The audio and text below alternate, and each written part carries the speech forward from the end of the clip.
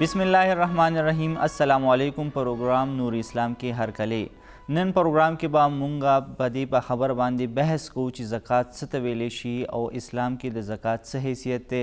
نن به مونږ کوشش کوو چې دغه پروګرام کې په دې زکاتو په احکاماتو باندې خبرې اترې وکړو چې د زکاتو څه احکامات دي په اسلام کې کله فرض شوی او بیا د دې مقصد څه د دې شاته کله چې مونږ دغه نظام وګورو د دغه زکات تقسیمولو د دې شرع باندې په دې به خبرې اترې کوو چې د دې شاته مقصد څه او دا اوس په دې وخت کې چې کوم دی دې ته څه حیثیت حاصل دی که چېرې ټول مسلمانان دا وخت چې کوم دی زکات ورکړي او په صحیح طریقه باندې ورکړي نو دې به فایدې څه وي په دې باندې به نن خبرې اترې کوو مونږ سره. که تاسو هم په دې اړه باندې څه شریک کول غواړئ ستاسو څه پوښتنې وي تاسو مونږ ته لایف کالز کولی شي SMS هم کولی شي تاسو چې کوم دی نو مونږ ته واتساپ په ذریعه باندې خپل سوالونه رالیږلی شي. مفتي صاحب به مونږ سره پروګرام کې موجود دي هغوی به ستاسو سوالونو جوابونه درکوي. دا وخت مونږ سره پروګرام کې مفتي عبدالغفار قادري صاحب موجود دی. مفتي صاحب تاسو ته پروګرام کې هرکلی وایو. خدا مو بخیر. طبیعت مو ښه دی جی؟ الحمدلله. ګرانو کتونکو د پروګرام په دې یو برخه کې مونږ سره نعتخوان هم چې کوم دی شریک وي په کوم کې چې مونږ تاسو ته ښکلي ښکلي نعتونه وړاندې کوو هغې دپاره مونږ سره نن پروګرام کې موجود دی یاسر سعید. یاسر صاحب تاسو ته هم پروګرام کې هرکلی وایو. مفتی صاحب نن چې کوم د زکاتو په احکاماتو باندې موږ نن خبرې کوو یقینا دا یو ډیر لوی ټاپک دی. کوشش به کوو چې په یو پروګرام کې راټول کړو خو ګرانه به یې کیدای شي چې دغه سلسله موږ بل پروګرام ته هم وساتو. د زکات احکاماتو باندې به هم خبرې اترې کوو خو که پیله راته ده ووایي چې زکات مطلب څه دی زکات څه ته ویلی شي؟ جی بسم الله الرحمن الرحیم. زکات دا د الله جل شانه طرف نه فرض کړی عبادت دی. نو مونږ د زکات دا ټکي خو ډېر استعمالو خو د دې چونکې دا عربی ټکي دی نو د دې خپل ژبه کې په خپل ژبه باندې په خپل چې کوم زموږ مورنۍ ژبه د پښتو په دې کې مونږ په ځان پوه کړو نو بیا په هغه عبادت ادا کولو کې مونږ ته هغه خوند به هم ډېر کوي او زړه به هم مضبوط وي زړه به هم جام وي چې زه دغه کار کوم نو د دې دغه فایده ماته میلاویږي. زکات د عربی ټکي دی د یو معنا د صفایي پاکیزګي. نو زکات سره د انسان مال هغه پاکیږي صفایي راځي. څنګه انسان د مونځ کوي د مونځ د انسان د جسماني پاکیزګۍ او صفایي هغه سبب دی دغه شانتې دغه زکات دا د انسان د مال د صفا کېدو دپاره سبب دی. د انسان مال هغه چې کله زکات ادا کړي شي نو مشکلاتو نه د غلو نه د تاوان نه د نقصان نه هغې نه په امن کې راشي. او د زکات یو بله معنا د سوا کېدل چې کله زه یم که بل دی هر انسان دا غواړي چې ما سره نن یو قسمه دولت موجود دی سبا د هغه سوا شي زیات شي میاشت پس د سوا شي کال پس د سوا شي او زما ضروریات او زما حاجات او زما خواهشات سوا کي نو زما دولت دی هم سوا شي. نو زکات دغه فایده موږ راکوي. زکات د ټکي معنا دغه ده چې سوا کېدل. نو ظاهرا خو مونږ دا ګورو چې زکات معنا ده چې مونږ د خپل مال نه بعضې مال راواخلو چاله ورکو خو د زکات دغه ټکي معنا د سوا کېدل چې څوک زکات ادا کوي الله جل شانه د هغې دغه ذمهواري اخیستې ده. قرآن او حدیث شریعت دا خبره مونږ ته کړې ده چې د هغې مال به سوا کېږي. الله کریم قرآن مجید کې ارشاد فرمایي چې یمحو الله الربا و یربي الصدقات چې دغه سود چې دی دا داسې یو شیز دی چې دا الله جل شانه ختموي اور دغه زکات دا الله جل شانه سوا کوي.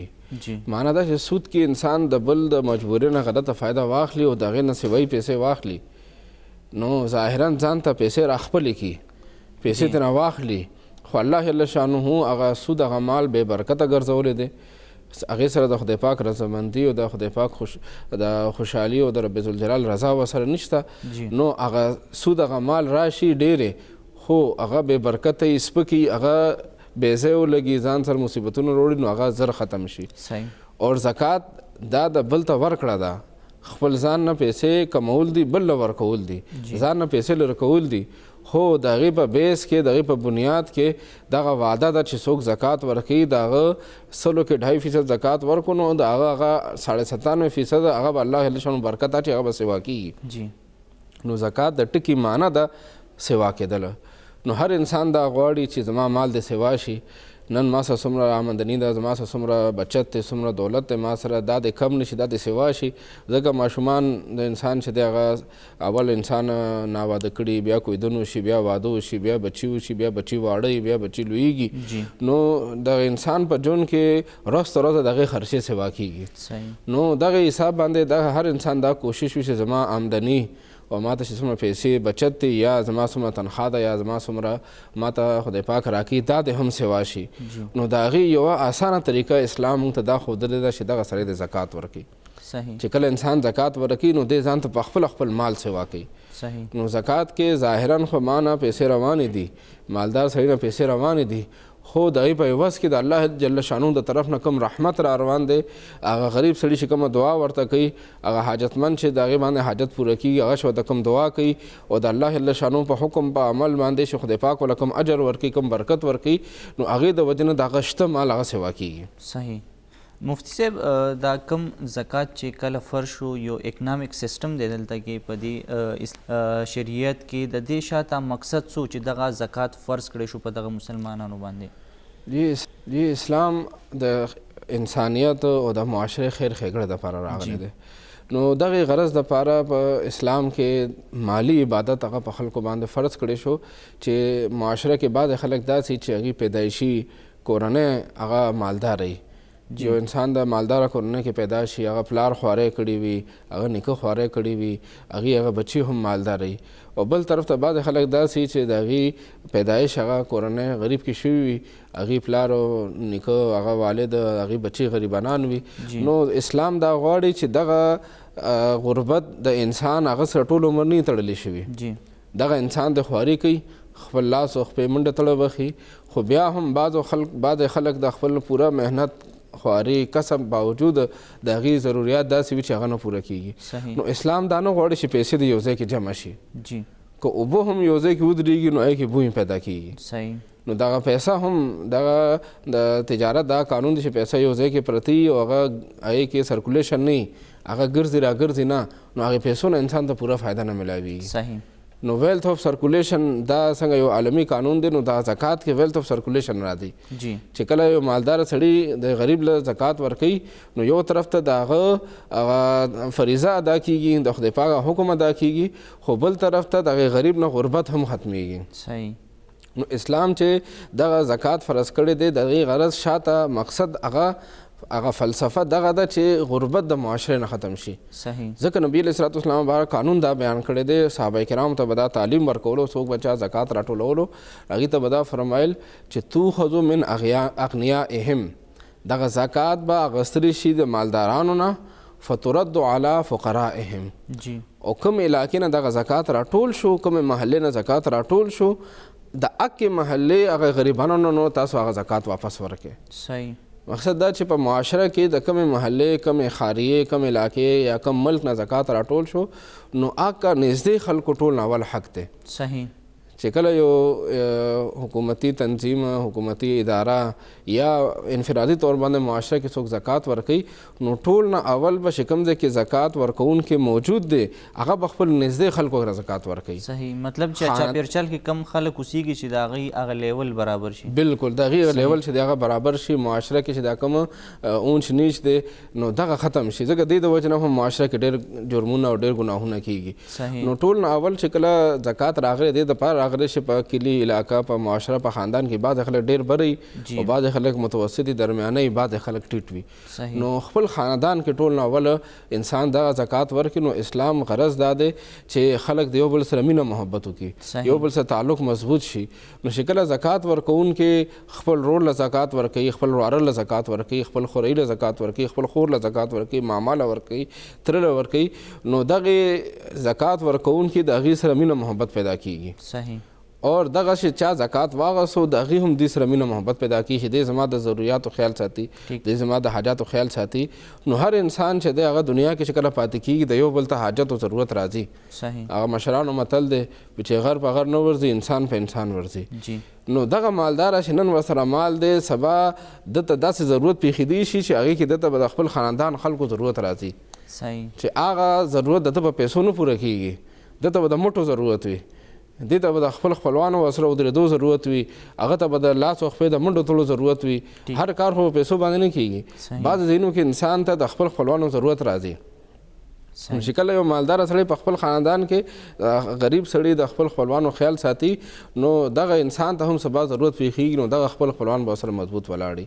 صحیح. او دغه دنیا کې مونږ کتلي دي چې ډېر خلک داسې زموږ په سترګو کې شته دي چې هغې پرون لکپتیانو، هغې کروړپتیانو، او نن هغه خلک چې دی هغه خپل ضرورت پوره کول دپاره د کور هغه شیزونه خرڅوي.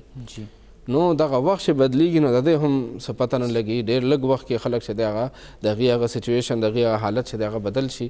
نو که چېرې یو انسان نن خپل خپلوان یاد ساتي او د هغې سره مرسته کوي، یو نوجوان له دی خپل زکات ورکوي سکالرشپ په طور باندې، هغه باندې تعلیم کوي، نو کیدای شي سبا دغه مشر ته ضرورت پیښ شي، دغه الګ یو نوکر شي، یو افسر شي، یو ځای کې دغه حیثیت مضبوط شي. نو که چېرې سبا ده ته ضرورت او د مدد حاجت پیښیږي، نو دغه کشر چې کوم ده ورسره مرسته کړې ده سبا به ورسره دی ودرېږي. نو اسلام چې دغه زکات راوستی دې دپاره راوستی دی چې معاشره کې کمزور طبقې سره مدد وشي او خلک یو بل سره مینه محبت او تعلق مضبوط شي. او چې کله یو بل ته ضرورت راځي، که هغه جاني ضرورت وي که مالي ضرورت وي که د منډې ته ضرورت وي، نو خلک یو بل سره تعاون کوي. صحیح. مفتي صاحب په دې باندې به خبرې اترې جاري ساتو. دا وخت مونږ سره یو کالر دی. جی السلام علیکم. څوک خبرې کوي د کوم ځای نه؟ صحیح. دا کال ډراپ شوی دی. مفتی صاحب د زکات مونږه خبره کوو، څنګه چې نور عبادتونه فرض دي دغه شان چې کوم دی زکات هم فرض دی. زکات ته په اسلام کې څه حیثیت حاصل دی؟ جی اسلام کې عبادات او کارونه خو ډېر لازم دي، خو دا بعضې کارونو له اسلام ډېر زیات اهمیت ورکړی دی، ډېر مضبوط حیثیت ورکړی دی، ډېر په درو نظر ورته کتلی دی. نو دغې کارونو ته د اسلام بنیاد ویلی شي. ټیک. چې اسلام بنیاد په دغې شیزونو باندې ولاړ دی، غونډ اسلام په دې باندې ولاړ دی. نو په هغې کارونو کې ټول اول چې دا کلمه شهادت دی چې انسان الله جل شانه وحده لا شریک ومني، نبي علیه الصلاة والسلام مبارک نبي آخر زمان ومني، نو دا د اسلام بنیاد دی. دویم ورپسې بیا مونځ دی او دریم ورپسې بیا زکات دی. دا زکات د اسلام په بنیادونو کې یو بنیاد دی. دا د اسلام هغه پلر دی، هغه ستنه ده، هغه بنیاد دی چې ټول دین په ده باندې ولاړ دی. نو مقصد دا چې انسان به زکات ځان دپاره یو تاوان نه ګڼي، ځان دپاره به یو درانه نه ګڼي. دا ګڼي چې دا چې زه ادا کوم په دې باندې زما دین مضبوطیږي، زما ایمان مضبوطیږي. نن مونږ ګورو که هر انسان دی چې زموږ په ملک کې پاتې کېږي، بهر ملکونو خو زه دومره نه یم خبر، خو د خپل ملک نه مونږ خبر یو چې مونږ هر یو سړی که هغه غریب دی که مالدار دی که یتیم دی که کونډه ده، که هر یو انسان دی په معاشره کې پاتې کېدونکی، هغه چې کله دکان نه سودا کوي نو هغه جنرل سیل ټیکس ورکوي. صحیح.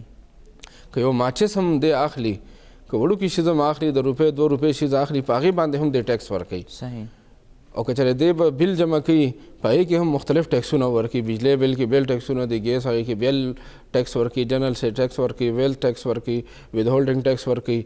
او دغه شانته چې بل جمع کوي د ټلیفون د انټرنیټ یا ایزي لوډ ځان ته کوي، نو د ټول چې څومره پیسو لین دین دی نو هغې کې مونږ ټیکسونه ورکوو. او دغه ټیکسونه که ورځ کې یو ځل مونږ دغه کار کوو نو یو ځل ورکوو، که 2 ځل ایزي لوډ څوک کوي نو 2 ځل کوي، که دکان نه 2 ځل سودا کوي نو هغه به 2 ځل ورکوي. نو مونږ مسلسل ټول کال هغه ټیکسونه ورکوو په دغې شیزونو باندې. اور یاد ساتئ چې حکومت مونږ ته چې کومه سهولیات راکوي یا نه راکوي، مونږ ته دا خبره ښکاره ده چې هغې په ټیکس په عوض کې مونږ ته څه میلاویږي، خو بیا هم که څه راکوي نو په دې دنیا کې راکوي. اور دغه زکات دا یو داسې عبادت دی چې کال کې الله جل شانه صرف یو ځل فرض کړی دی. صحیح. او په هر چا باندې هم نه دی، صرف هغه سړي باندې چې هغه صاحب نصاب دی، مالداره دی، هغه سره دولت دی، نو په هغه باندې کال کې صرف یو ځل دی. په غریب باندې نشته، په دغه سړی چې هغه یتیم دی او هغه څه نشته، هغې باندې نشته، هغې دماغي توازن خراب دی، په هغې باندې نشته، هغه غلام دی. اوس غلامان نشته خو پخوا غلامانو نو هغې باندې نو مقصد دا چې د لیمیټډ کسانو باندې دغه زکات دی. نو مونږ دغه ټیکس چې کوم د ګورنمنټ ټیکس دی دا په کال کې سوونو ځله خو په خوشحالۍ باندې ورکو. صحیح. مفتی صاحب د زکات چې کوم دی په کوم کسانو فرض دی، په دې باندې خبرې اترې کوو. حوزو یو کالر طرف ته. جی څوک خبرې کوي د کوم ځای نه؟ السلام علیکم. جی د مفتی صاحب ته تاسو ته زه د مینې نه ډک سلامونه وایم. سلام. فضل ربی پښتونیار د سوات نه خبرې کوم. جی څه به ویل غواړئ؟ ناول خو ویل دا غواړم چې د مشرق ټي وي زه ډېر زیات ستاینه کوم چې هغه په د لږ وخت کې او مطلب دا دی چې هغه داسې اسلامي مذهبي خبرې مخې ته مونږ راوړلې چې په هغې باندې زمونږ زنانه مونږ ټول هغې باندې الله مونږ له پوهه راکړه. الله دې زمونږ دغسې مفتیان او تاسو دې الله لريږي. زما یو سوال دی چې نن د سوشل میډیا دور دی او په دغه کې چې زکات زما د مفتي صاحب نه سوال دا دی چې زکات یا صدقه یو سړی په ښکاره ورکولی شي آیا دا جایز ده د دې دپاره په اسلام کې څه وینا ده؟ زیاتره خلک دا وایي چې صدقه د یو لاس نه داسې ورکوي چې بل لاس خبر نشي. صحیح. نو ماته جی په دغه باندې تاسو لکوټې دغه خبره ماته رانه کوي چې الله تاسو ټوله باد لره. صحیح تاسو ته مفتي صاحب جواب درکوي. مفتي صاحب د دې روډ چې کوم کوېسچن دی هغه ډېر زیات ریلیونټ دی. ریلیونټ داسې دی چې مونږ اکثر ګورو په سوشل میډیا ډېر زیات استعمال کیږي. په دې کووډ په لاک ډاون کې اکثر مونږ کتلي خلکه خیرات یې ورکولو، صدقات یې ورکولو، بیا د دې دپاره چې کوم دی نو فوټو سیشن کیږي هغه صدقه دومره نی چې هغې د وجې باندې د اغستونکی چې کوم دی هغه په ټولو دنیا کې خلکو ته وښایي چې ما دې ته صدقه ورکړه. اکثر دا کیږي چې ته کله صدقه ورکې، زکات ورکې، خیرات ورکې، د هغې دپاره نمایش کیږي، د هغې تصویران چې کوم دی په سوشل میډیا اپلوډ کیږي. آیا دا نمایش کول چې کوم دی ښه دي؟ جی اسلام موږ ته دې خبرې سبق راکوي چې نیک عمل کول پکار دی. جی. اور نیک عمل دپاره هم شرایط دا دی چې هغې کې به ریاکاري نه وي. جی. هغې کې به نمود و نمایش خلکو ته ښودنه نه وي. جی. نو ټول نه اول خو شیطان دا کوشش کوي چې موږ نیک عمل ونه کړو. زکات په باره کې زړه کې اچي چې دا دومره ډوې پیسې به ته ورکې. صحیح. اور زړه کې وسوسې اچي چې دا څه طریقې باندې دې نه منې کړمه. جی. که یو انسان خوش نصیب وي هغه د الله جل شانه په حکم باندې عمل دپاره د الله جل شانه رضا دپاره هغه کار کول غواړي نو دویم حمله بیا شیطان د طرف نه دی چې هغې نیت خراب کړمه. ټیک. هغه ته ووایم چې تا خو دا زکات ورکړو اډو څوک خبر نه شو، اډو چاته پته ونه لګېده، چا د هغې ستاینه ونه کړله، ستا تعریف ونه شو، خلکو ته اډو پته ونه لګېده، پیسې هم درنه لاړې او چاته پته ونه لګېده. نو دغې مقصد دپاره بیا شیطان زړه کې وسوسې اچي چې د هغې فوټو سیشن وشي، هغه چې دی هغه میډیا له ورکړي شي، فیسبوک له ورکړي شي، هغه خلکو ته پته ولګي چې ما دغه کار وکړو. نو یاد ساتئ چې دغه ریاکاري، نمود و نمایش دا پکې راشي نو دغه نیک عمل هغه اجر ثواب ختم شو. صحیح. غاړه خلاصه شو، زکات ادا شو، خو د هغې څه برکات دي، څه فضایل دي، څه ثواب دی، نو هغې نه دغه انسان ځان محرومه کړو. صحیح. نو پښتو هغه زموږ هغه مشرانو د یو متل کړی دی اردو والا چې هغه نیکي کر دریا میں ډال. جی. مقصد دا چې انسان نیکي وکړي داسې طریقې باندې وکړي چې د هغې چاته پته ونه لګي. صحیح. د هغې باندې انسان بیا ځان غلی کړي، هغه ځان پټ کړي. نو څومره چې انسان دغه نیک عمل کوي او په هغې کې د بل عزت نفس خیال وساتلی شي نو دا ښه خبره ده. صحیح. ځکه چې زکات اخیستونکی سړی چې زکات اخلي نو دا د هغه خپل حق واغستو. ټیک. نو خپل حق اخیستلو باندې هغه قابل ملامت نه دی، هغه ته ملامتیا نشي ویلی. نو چې کله هغه څوک ورته څه ورکوي او هغې لاکډاون کې مونږ کتل خلکو بیا د هغې باقاعده تصویران جوړولو، خلکو ته وایي چې مونږ دا وکړو. نو صرف یو خبره ده چې هغې وضاحت به لږ شانته وکړم. اهمه خبره ده چې بعضې خلک چاله زکات ورکوي، یو تنظیم له ورکوي یا یو ملګري له ورکوي یا دوست له ورکوي او بیا ورته دا مخکې غریبانو باندې ولګوه. جی. نو بعض اوقات هغه صرف ریکارډ ساتلو دپاره چې ما ستاسو پیسې هغه غریبانو باندې ولګولې، هغه پیسې ما چې دی غیر مستحق له نه دي ورکړي، ما پخپله نه دي استعمال کړي، ما چې دی هغه په ځای باندې ولګولې. دې مقصد دپاره خپل اعتماد جوړول دپاره هغه کس له تسلی ورکول دپاره صرف داسې یو ریکارډ کیدي، صرف هغې کس ته وښیي چې ستا دغه پیسې هغه په ځای ولګېدې. صحیح. نو دې اجازت بیا هم شته چې دغه انسان د به زکات ورکوونکي او چا چې هغه دا پیسې رالیږلي دي د هغې تسلی دپاره دغه کار وکړي نو دا ټیک ده. صحیح. چې هغه کم ډونرز دي چې د هغې هغه کم اعتبار چې قایم پاتې شي. بلکل دغې ډونرز دپاره هغې اعتماد قایمولو دپاره داسې ټیک ده. خو دا نه چې بیا میډیا کې ورکړي او فیسبوک کې ورکړي او داسې ځای کې ورکړي چې هلته کې دغې حاجت نه وي. صحیح. نو داسې ځای کې به نه ورکړي او که ډونرز او چې کوم خلکو وله پیسې ورکړي صرف دغې اعتماد دپاره صرف ریکارډ ځان سره وساتي نو د هغې طریقه کار شته، مخ تصویر دې نه اخلي، چاله ورکوي، د هغې د عزت نفس خیال وساتي.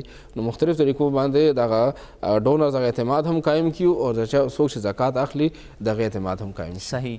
دا وخت موږ سره یو بل کالر هم دی. جی څوک خبر کوي د کوم ځای نه؟ وعلیکم مفتي صاحب، ضیاء الله صاحب. وعلیکم السلام. جی څه به ویل غواړئ؟ څنګه د خیر دی؟ ټیک ټاک. الله کرم دی. الحمدلله. خوشحاله کړه مفتي صاحب. زه فضل ربي خبرې کوم غریب آباد نه پېښور نه. جی جی. څنګه لتا سجی دا یو تپوز نه کوم چې هغه زکات خلک ورکړي لکه دا میاشت سره زکات موږ ته زبرګه میاشت وایي پښتو کې نو د زبرګه میاشت کې موږ د پخوانه زموږ مشران لا موږ کنه اوس موږ مشران یو جی زکات ورکوه و موږ چې په خبر ته زراعت مې او 40 سال د ما کېږم د پیښور کې ما ډېر ویل چې روزه کوم زکات وباسي یو خدا ته پوس کوم ډېر دا دواړه میاشتې ټیک دي یو دا یو پخوانه ډېر موږ وکتل اوس چې څوک چاله زکات ورکړي لا موږ په کلي کې 400 کې موږ ورکو نو موږ ته چاله پټ لاس کې موږ ورکو هغه ته هم زباني وي دا زکات خدای مال کې قبول کړه دا جواب راکړي چې تاسو وایي چې یاره دا پټ ورکې غږ باندې کې نو زما مطلب چې موږ خدا څخه به وي چې دا زکات ته خدای مال کې قبول کړه لاغه قبول کړي مې قبول کړه دا وکړه نو چې دا خبره ټیک ده کنه یو دا ټیک دی او دروځي مفتي صاحب دې باره کې جواب راکړه ډېر مهرباني صحیح ډیره مهرباني تاسو ته مفتي صاحب چې کوم دینو جواب درکړي ګرانو کتونکو زموږ دا خبرې اترې بعد جاری وي تاسو سوالونه به هم چې کوم دینو مفتي صاحب موږ سره موجود دی هغه به درکړي او اوس یو وړې شان دمې طرف ته راځو دغه سلسله جاری ساتو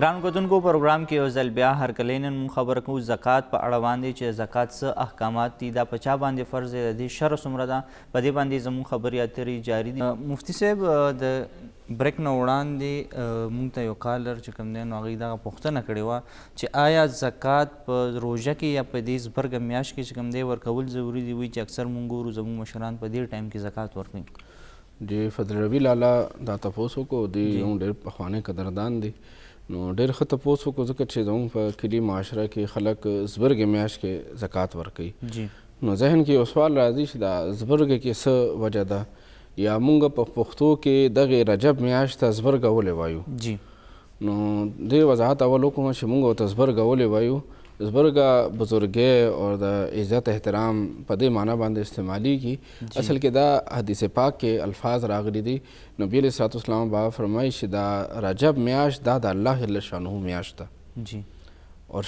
اور شعبان دا زما میاشت ده او رمضان دا د زما د امت میاشت ده نو نبی علیه الصلاة والسلام مبارک د یو حدیث پاک کې د دغې رجب میاشت نسبت الله جل شانه ته کړی دی نور هر څه د الله جل شانه دي که هره میاشت هغه د الله جل شانه ده خو بعض اوقات په قرآن او حدیث کې نسبتونه هغه د عزت و احترام طرف ته هغه دلالت کوي ځمکه او اسمان هر څه د الله جل شانه دی هر یو کور د الله جل شانه دی خو بیا هم موږ کعبة الله ته بیت الله وایو یا جمعه ته د الله کور وایو نو دا د عزت احترام د وجه نه نو هر یو میاشت دا د الله جل شانه ده خو دغې رجب ته یو حدیث پاک کې نبي علیه الصلاة والسلام بعد د الله میاشت ویلې ده نو ځکه دې ته موږ پښتو کې زبرګه وایو نو زکات دپاره زبرګې انتظار نه کول پکار یاد ساتئ چې کله یو انسان هغه له خدای پاک مال دولت حیثیت ورکو نو هغه سړی چې کله کم میاشت کې صاحب جایداد شو مالدار شو صاحب نصاب شو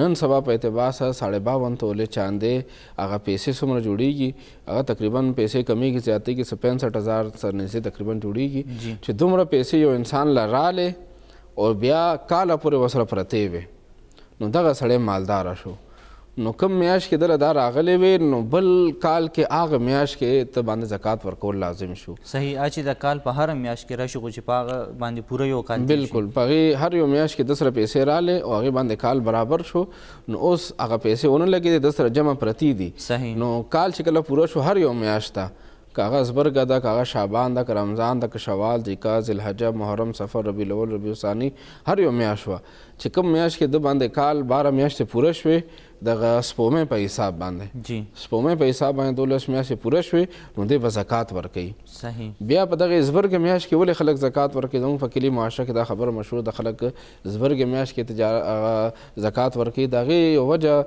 علماو دا بیان کړې ده چې دغه پخواني زموږ چې کوم مشرانو هغوی په دین باندې عمل کولو نو هغوی به داسې کار کولو چې د زبرګې میاشت کې به هغوی پیسې خپل کاروبار د خپل چې کوم جایداد او کوم نقد پیسې او کوم سره زر سپین زر ورسره نو هغوی به د هغې حساب لګول په دې میاشت کې شروع کړو ځکه تجارت او دکان او د هغې حساب کې ټایم لګي نو هغوی به دې میاشت کې حساب لګولو نو زبرګې په آخر کې به هغوی چې کله پیسې حساب کتاب ولګېدو هر څه زکات به ورکو صحیح نو شعبان کې به هم هغوی عبادت ډېر کولو ځکه شعبان کې هم نبی علیه الصلوۃ والسلام با ډېر عبادت کړی دی، نور میاشتو نه زیات رمضان مبارک نه وروستو رمضان مبارک نه بعد ټول نه زیات عبادت په شعبان کې کړی دی. صحیح.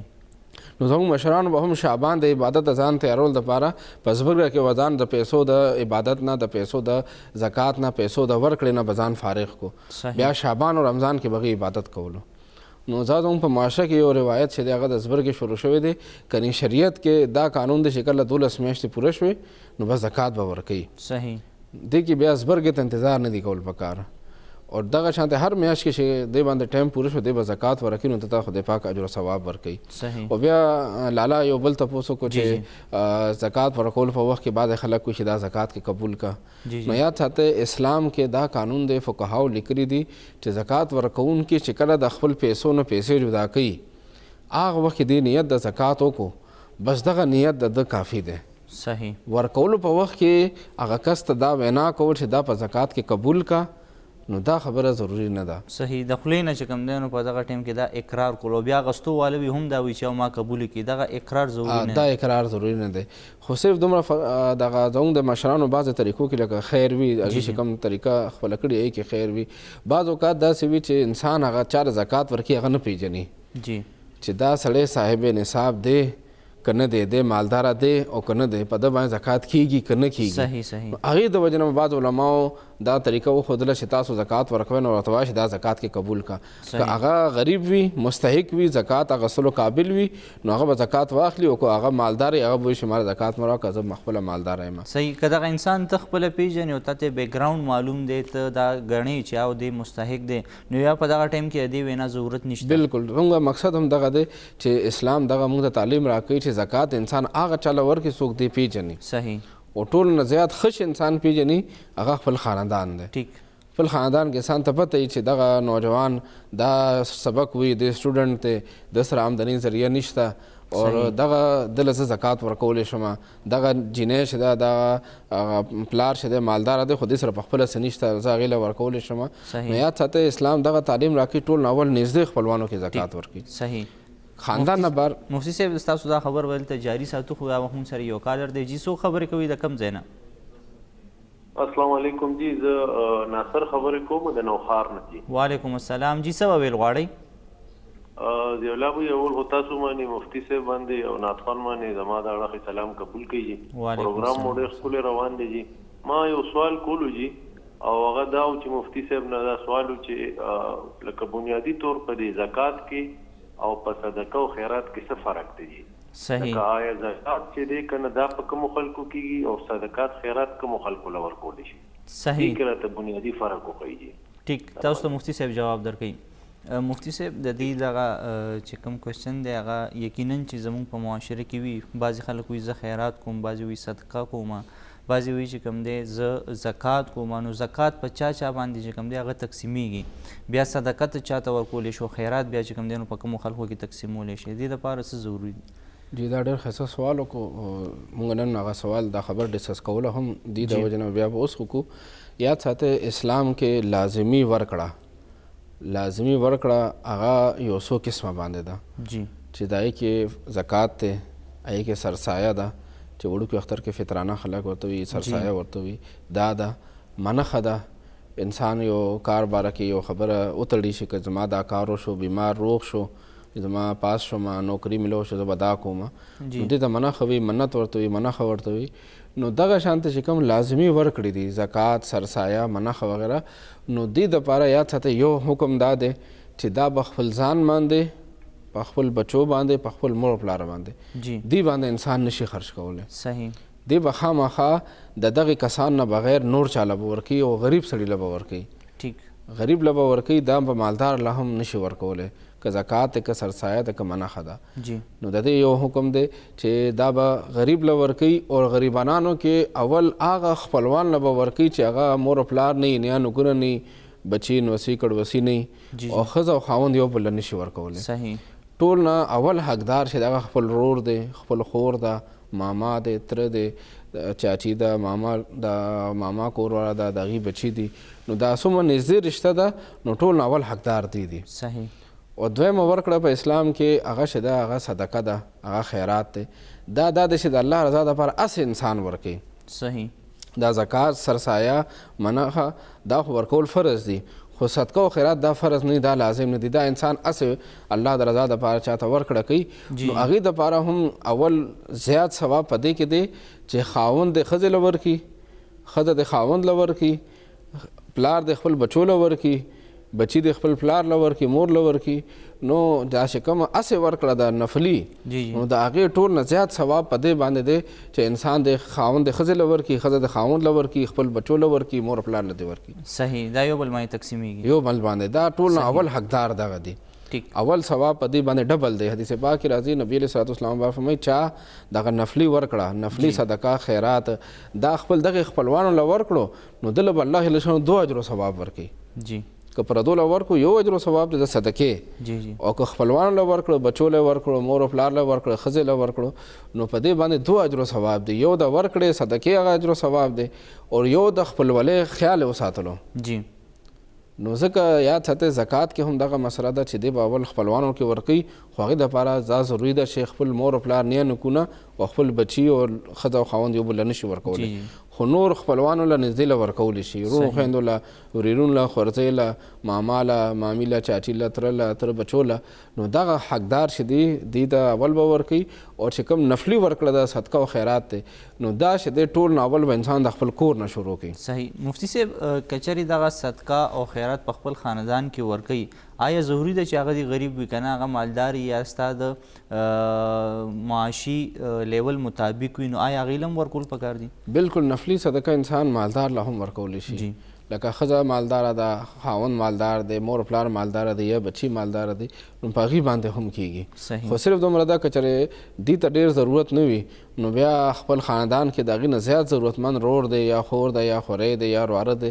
نو هغې له ورکړي نو څومره ډېر ضرورتمند له به ورکړي نو هومره ثواب به یې ډېر صحیح نو صرف ثواب به ډېر ملاویږي ورکولی شي مالدار له هم ورکولی شي صحیح دا هم سره یو بل کالر هم دی آی تھنک جی څوک خبر کوي د کوم ځای نه السلام علیکم وعلیکم السلام موږ پېښور نه خبرې کوم د عارف مور جی جی څه به ویل غواړئ زه یم که نه چې زما خاوند لکه مزدور دی او ما ځان له پیسې لکه جمع کړي زما 2 پیغلې لوڼه دي که نه جی جی نو د هغې جهیز دپاره جی مین چې په ما زکات کېږي د کرۍ کور هم دی ځینې مشر دی هغه معذوره دی جی جی مین چې په ما زکات کېږي که نه ما لږې پیسې بچو له لوڼو له جمع کړي دي د جهیز دپاره صحیح نو ما له د دې تفصیل لږ کوي صحیح تاسو ته مفتي صاحب جواب درکوي او زما معذوره زوی دی هغه سره هم لږې ډېرې دي نو چې په هغه به کېږي که نه صحیح ټیک ده تاسو ته مفتي صاحب جواب درکوي مفتي صاحب د دې کوېسچن تاسو واورېدو چې خاوند یې مزدور دی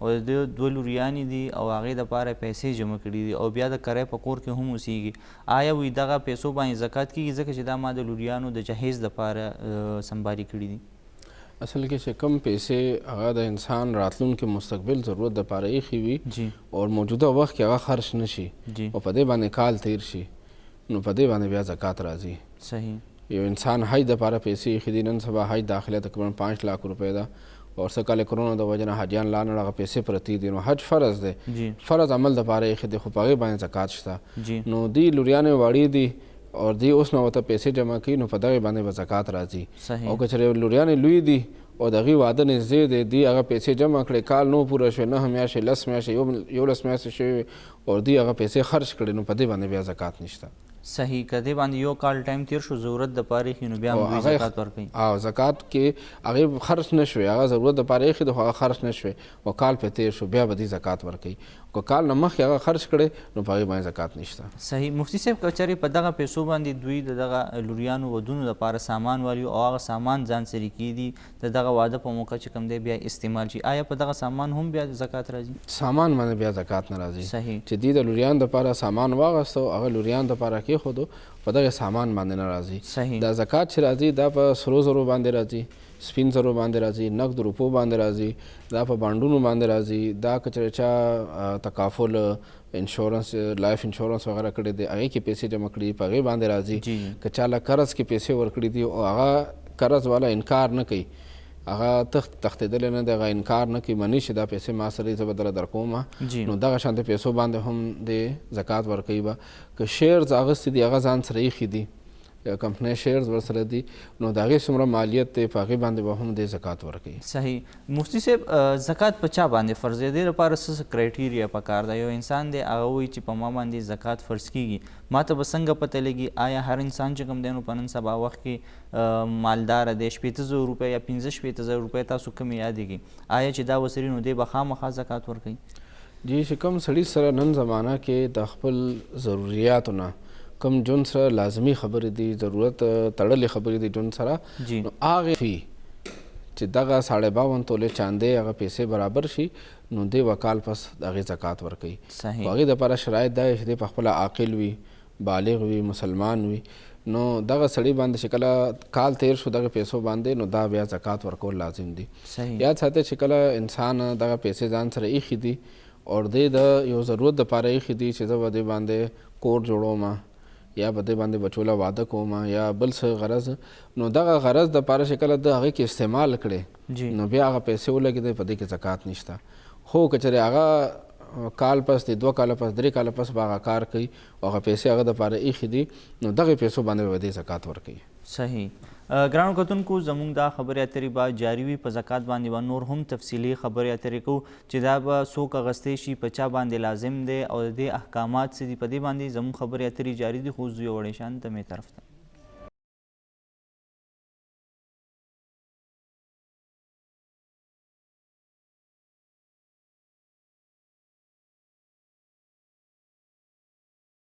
ګرانو کتونکو پروګرام کې یو ځل بیا هرکلی زموږ خبرې روانې دي زکات په اړه چې زکات ته په اسلام کې څه حیثیت حاصل دی.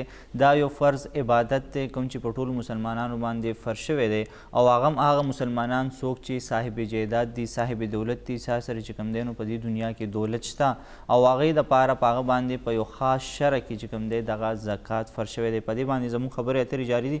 دا وخت موږ سره یو کالر هم دی. جی څوک خبرې کوئ د کوم ځای نه؟ هلو جی څوک خبرې کوي د کوم ځای نه؟ هلو السلام علیکم. وعلیکم السلام. زه ګلالۍ مور خبرې کوم پېښور نه. جی جی څه به ویل غواړئ؟ ماشاءالله ستاسو پروګرام ډېر ښکلی روان دی. مهرباني. او زما سره دا یو کوېسچن دی سر جی چې ما سره پیسې دي او کالي جی نو په دې باندې چې دی نو زه ته زما لکه خاوند مړ دی او ماشومان بچي مې دي جی جی نو دا په ما باندې دا زکات کېږي چې زه ورکوم. څومره پیسې دي او څومره کالي دی؟ کالي او لکه بس خپل کور معیار مطابق باندې که نه لکه پیسو مقدار څومره دی او د کالي وزن څومره دی چې کالي تاسو سره څومره پروت دی او بیا پیسې څومره پردي دي؟ کالي 10 دی. 10 تولې؟ جی جی جی. او دغه پیسې چې دي نو هغه 50 دي. 50,000 دي؟ نه نه نه. جی ستاسو आवाज مونږ ته کلیر نه راځي. 50 لکه دي که 50,000 دي؟ تاسو سره څومره پیسې دي؟ لکه دي. ها صحیح. په دې لکه کاروبار روان دی. صحیح. تاسو ته مفتي صاحب جواب درکوي.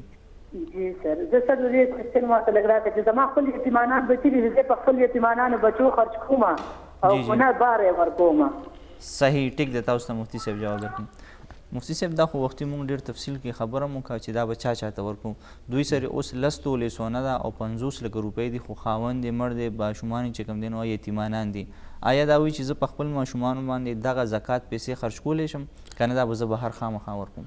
جی دغه زنانه په دغه کیس کې دی به زکات پیسې د خپل نږدې خپلوان له ورکوي، رور له به ورکوي، ورواره له، خور له، خورۍ له، دغه شانتې کسان له ورکولی شي. زکات پیسې د خپل زکات په خپل بچو باندې نشي لګولی. صحیح. ځکه چې د دې هغه مقدار هغه داسې دی چې هغه ډېر زیات مقدار دی او هغې زنانه دپاره چې کوم زنانه هغه په خپله مستحقه ده هغه زکات اخیستی شي هغه په یتیمانو باندې لګولی شي. خو دې سره دومره موجوده وخت سره مال دی چې دوی به دغه زکات د خپل کور نه وباسي او ګاونډیان یا خپلوان یا چې څوک نږدې خپلوان مستحق دي هغې له به دغه زکات ورکوي. صحیح. مفتي صاحب د زکات شرع څومره ده؟ څومره زکات په ورکوي؟ په پیسو باندې یا په سرو زرو باندې یا چې کوم دی سپین زر دي مونږ سره؟ جی نن سبا چې کوم ما وختي خبر وکړه چې نقد روپۍ سره زر دي، سپین زر دي، یا په کور کې بعضې خلکو داسې شیونه ایښي چې هغه قیمتي شی نه جی شو پیس وي داسې چې هغه قیمتي وي د سرو زرو سپین زرو استعمال پکې شوي وي داسې نوادرات وي دغه شانتې څیزونه وي نو دا ټولو فقهاو لیکلي دا ټول به قیمت شي د هغې به چې کوم موجوده قیمت فروخت دی جی جی لکه سره زر قیمت خرید بیل دی او قیمت فروخت بیل دی نو قیمت فروخت په حساب سره ځکه چې دی کې 21 کیرات هغه بیل ریټ 23 کیرات 22 کیرات هغې ریټ بیلي نو قیمت فروخت به معلوم کړي د سرو زرو د سپین زرو او بیا به د نقد روپۍ او که بانډونه دي یا شیرز دي یا چاله پیسې ورکړي دا ټولو پیسو به جمع کړي او د هغې به 2.5% به دي زکات ورکوي صحیح سلو کې 2.5 روپۍ دي نو 2.5% زکات به دوی ورکوي او 2.5% زما په خیال باندې موږ وختي خبره کوله چې موږ تقریبا 16% جنرال سیل ټیکس ورکو او ود هولډینګ ټیکس او دا نور ټیکسونه چې دی هغه جمع شي نو موږ په بجلی بل کې او په نور بلونو کې ډېر غټ ټیکسونه ورکو نو هغه چې موږ کال کې 100 روپۍ ورکو هغې ته موږ زړه نه راتنګو نو د الله جل شانه د رضا دپاره او د غریب سړي مدد دپاره او دین باندې عمل دپاره او خپل آخرت ښایسته کولو دپاره دنیا او آخرت دواړه ښایسته کولو دپاره که چېرې موږ صرف 2.5% او هغه بار بار نه کال کې صرف یو ځل هغه خپل رور له ورکو خپل ورواره له ورکو خپل خور له ورکو خپل خاندان له ورکو نو په دې باندې د انسان هم ښېګړه کېږي د هغه انسان او ورکوونکي خپل ځان ته هم ډېر خیر راټول کړي نو دې ته چې دی هغه په ښه کلو زړه باندې خوشحالۍ سره چې دی هغه 2.5% زکات ورکول پکار دي نبي علیه الصلاة والسلام به فرمایي چې تاسو زکات ورکړئ داسې وخت به راشي چې سړی به لاس کې سره زر واخلي او دی به ګرځي او خلکو له به ورکوي زکات خو څوک به زکات اخیستونکي نه صحیح نو دغه دور اسلامي دور کې تاریخ کې داسې راځي چې عمر بن عبدالعزیز صاحب په دور کې داسې وخت راغلی چې اسلامي معاشره کې زکات په دومره صحیح طریقې سره تقسیم شو چې غریب سړی پکې نه و صحیح مفتی صاحب دا خبره باته جاری ساتو دا وخت هم سره یو کالر دی چې څوک خبرې کوي د کوم ځای نه السلام علیکم وعلیکم السلام جی نادیه نوها جی جی څه به ویل غواړئ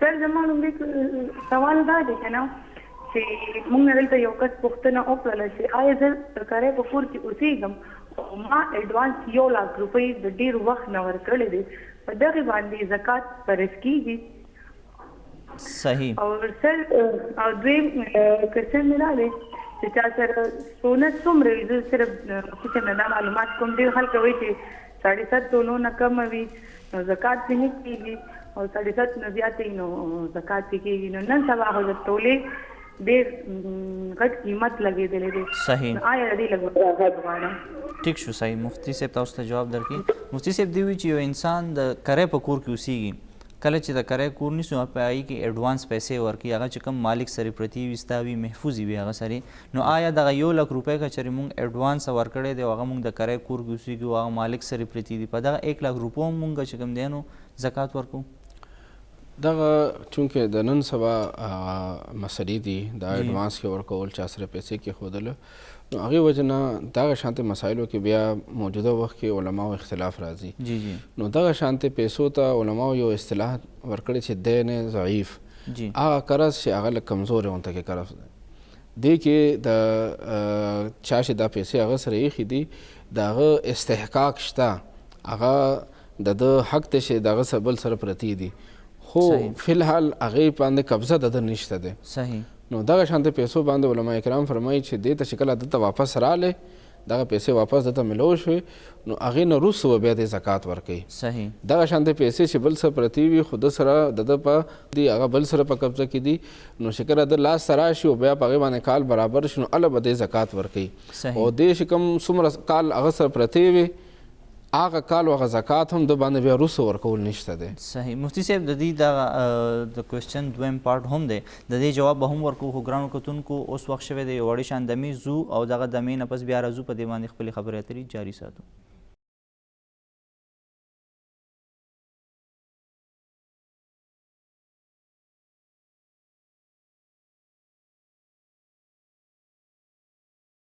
ګرانو کتونکو پروګرام کې یو ځل بیا هرکلی نن خبره کوو مونږه د زکات شرعي احکاماتو باندې چې زکات شرعي احکامات څه دي او دا په چا باندې فرض دی او کچري دغه معاشره کې د زکات دا صحیح تقسیم چې کوم دی دا یقیني شي نو معاشرې ته به څومره فایده رسي په دې باندې نن خبرې اترې زموږ جاري دي. مفتي صاحب د بریک نه وړاندې یو کالر تپوس کړی چې آیا په څومره سره زر تاسو سره موجود وي نو د هغې مطابق په چې کوم دی ته زکات ورکوي. آیا څه خلک وي چې 7.5 تولې سونه وي نو بیا پې زکات فرض کېږي که دې نه کمه وي نو هم زکات ورکوي؟ اصل کې د شریعت کې احادیثو کې چې کوم نصاب د زکات راغلی دی یو په چاندې کې راغلی یو په سرو زرو کې راغلی دی. نو چاندې په حساب باندې نن سبا مونږ ګرام په حساب باندې یا تولې په حساب باندې چاندې اخلو، سره زر هغه مونږ تولې په حساب باندې اخلو خرڅو. نو تولې حساب یا علماو د پخواني چې کوم احادیثو کې درهم او دینار هغه مقدار بیان شوی دی د هغې حساب لګولی دی. نو 7.5 تولې سره زر اور 52 تولې چاندي سپین زر هغه برابریږي یا د دی هغه قیمت. نو که چېرې چا سره صرف چاندي ده او 52 تولې نه کمه ده په هغې زکات نشته. صرف سره زر دی چا سره او 7.5 تولې نه کم دي نو په هغې باندې هغې زکات نشته.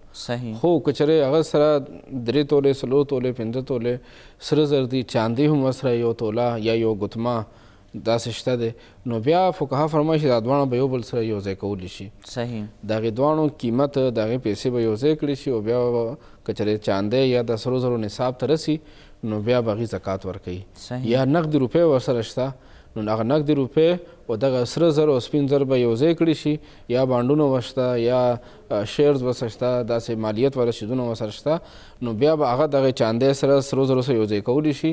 بیا که 52 تولې چاندی قیمت ته رسي یا د سرو زرو قیمت ته رسي نو بیا به هم زکات ورکوي. صحیح. مفتی صاحب یو تن تپوس کړو د بریک نه وړاندې چې ما سره 50 لکه روپۍ دي او 10 تولې سونه هم در سره نو زما خاوند مړ شوی دی او بچي مې یتیمانان دي نو آیا په دې باندې زکات کېږي؟ زه په خپل ماشومانو باندې تقسیمولی شم. هغې جواب هو شو خو هغوی یو بل تپوس کړی چې په دې پیسو باندې به زه څومره شرع کې چې کوم دی زکات ورکوم آیا په ټول 50 لکه روپۍ باندې ورکوم او په 10 تولې چې کوم سره زر دي په دې به هم ورکوم که نه دا پهله په دغه ماشومانو کې د وراثت په سیسټم باندې تقسیمیږي او بیا به زکات ورکوي که نه مکمل مجموعي توګه به ورکوي؟ اصل کې اسلام کې هر انسان باندې خپل شرعي احکامات هغه لازم دي. ډېر خلک دا تپوسونه کوي چې ښځه هغه مالداره ده خاوند غریب دی، خاوند مالدار دی ښځه غریبه ده یا دواړه مالداران دي. نو اسلام په نسبت باندې هر بالغ هغه د خپله د شرعي احکاماتو مکلف دی، ذمهوار دی. نو که چېرې یو مور هغه د خاوند نه هغه ته میراث میلو شي نو د هغه په برخه کې څومره مال رالو نو په ده باندې په خپل برخه کې هغه زکات ورکول لازم دي. صحیح. اور چې کوم اولاد دی بچي دي که هغه بالغان دي نو په هغې باندې په خپل مال دولت کې خپل زکات لازم دی. صحیح. اور نابالغ په زکات کې علماو اختلاف دی. بعض علما وایي چې دا به ورکوي، بعض وایي چې نابالغ باندې نشته او نابالغ بیا یتیم هم دی. نو دغه زنانه له پکار دی چې که چېرې دغه ټول مال د دی خپل ذاتي دی د دې په برخه کې خاوند نه چې ده ته کوم میلو شوی دی د ده هغه مال مقدار دغه دی نو دوی به دغه ټول مال د 10 تولو قیمت فروخت به معلوم کړي او 50 लाख روپۍ باندې چې څومره زکات جوړېږي 2.5% د هغې دغه ټول جمع کړي او د هغې زکات به ورکړي. صحیح. او که چېرې دا ټول مال د خاوند نه پاتې شوی دی د خاوند مال دی نو بیا به یو مفتی ته دی به برخه بیان کړي چې یوه مور ده او 2 لوریانې دي او نور خپلوان شته د هغې خاوند چې کوم وفات شو مور او پلار یې وکړو نو د هغه وروڼه وکړو نو دغه ټول تفصیل به بیا موږ ته خو پوره تفصیل معلوم نه دی نو دی به یا موږ ته کول وکړي یا نږدې څوک مفتي ته کول وکړي او بیا د خپل دغه مالیت ټول وښیي خپل دغه مال متروکه د خاوند وښیي وارثان وښیي نو بیا به هغې ته جواب ورکړي شي چې دې کې دومره ستا برخه کېږي دومره د لوریانو برخه کېږي دومره زکات په تا باندې لازم دی. صحیح. ګران کتونکو موږ به د خپلې خبرې اترې جاري ساتو خو اوس یو وړې شان دمې طرف ته موږ سره اوسئ.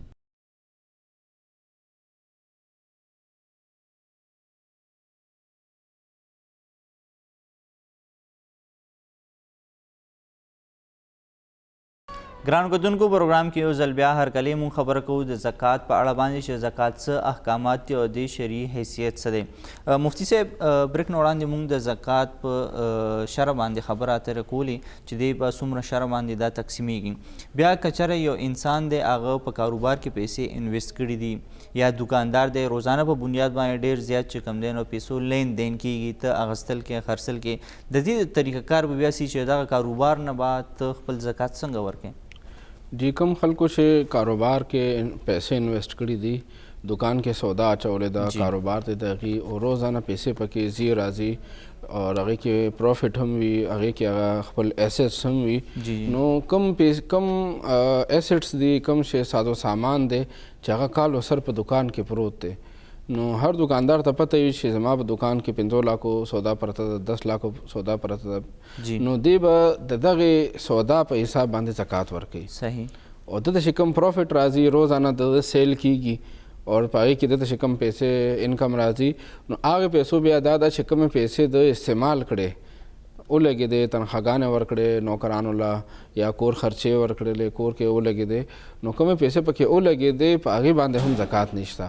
او چې کومې پیسې د سره د اضافي جمع وې نو هغه پیسې به دی د دکان چې کومه د سرمایه لګولې ده دته پته زما په دکان کې دومره سودا پرته ده هغې سره به دی یو ځای کړي او که کور کې ورسره د 10 سره زر دي یا ساته بعض اوقات دغه سره زر اکثر زموږ د زنانو وي خاوند چې دی هغه ښځې له سره زر کړي وي نو ښځې سره هغه سره زر پراته وي نو خاوند باندې دا لازمه نه ده که چېرې ښځې سره سره زر 7.5 تورې نه کم دي نو په هغې باندې زکات نشته هغې سره چاندي ورسره نشته زکات نشته نقد روپۍ نشته زکات نشته.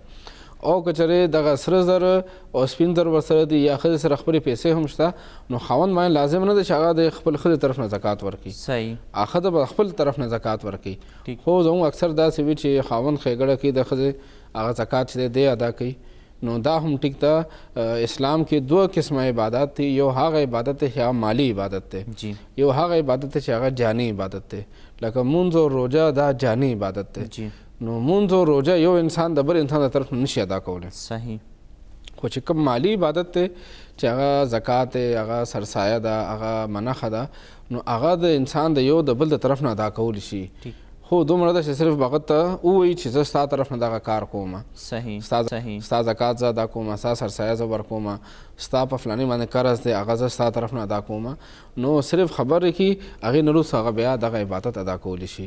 نو خاوند د ښځې طرف نه ادا کولی شي زکات او که خاوند نه ورکوي نو په ده باندې د خاوند غاړه نه بندېږي. صحیح. ښځه به خپله مکلفه ده هغه به خپله که مالداره ده صاحب نصاب ده د هغه به خپله د نقد روپو د سرو زرو دغه سره قیمتي اشیا دي په هغې باندې به دا خپله زکات ورکوي او که خاوند ورکول غواړي د مور پلار د طرف نه زکات ورکوي یا د ښځې طرف نه زکات ورکوي نو هغې خبر کړي نو هغې طرف نه زکات ورکولی شي. صحیح. مفتي صاحب که چېرې مونږ وګورو دغه د زکات خبرې خو مونږ وکړو چې دا مستحق له ورکوي غریب له به ورکوي مسکین له به ورکوي آیا مونږ ته به څنګه پته لګي چې دا کس د دغه زکات مستحق دی چې مونږ یې دله زکات ورکړو کوم خلک دغه زکات اخیستی شي؟ جی زکات دپاره الله جل شانه قرآن پاک کې په خپله افراد ذکر کړي دي چې تاسو به دغه کسان له زکات ورکوئ. جی نو سورة توبه کې الله جل شانه انما الصدقات للفقراء والمساکین والعاملین علیها دغه آیت کې الله جل شانه دغه اته تقریبا دغه افراد داسې ذکر کړي شي هغې له انسان زکات ورکولی شي.